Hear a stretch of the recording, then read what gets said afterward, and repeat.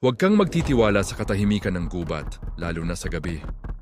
Dahil sa bawat kaluskos ng dahon, sa bawat tunog ng kabayong hindi mo nakikita, baka hindi ka na nililigaw ng landas. Baka ikaw na ang pinaglalaruan.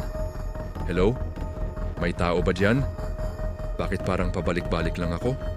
Si Leo, isang hiker, ay naligaw sa isang hindi pamilyar na bundok. Akala niya, ang tanging kalaban niya ay ang dilim. Hindi niya alam, ang gubat na ito ay may nagmamay-ari, ang tikbalang. Isang nilalang na kayang paglaruan ng iyong isipan. Tatakbo ka ng tatakbo, pero ibabalik ka lang sa parehong lugar. Hanggang sa mapagod ka, hanggang sa sumuko ka. Tama na. Pakita ka, isang malakas na tawa ang umalingaw-ngaw. At mula sa likod ng isang dambuhalang puno ng balete, dahan-dahan itong lumabas. Ang mga matay nag-aalab na pula. Para makatakas, kailangan mong baliktarin ang iyong damit. Isang lumang pamahiin, pero sa gitna ng takot, maalala mo pa ba? O magiging isa ka na lang sa mga nawawala na kailan may hindi na natagpuan?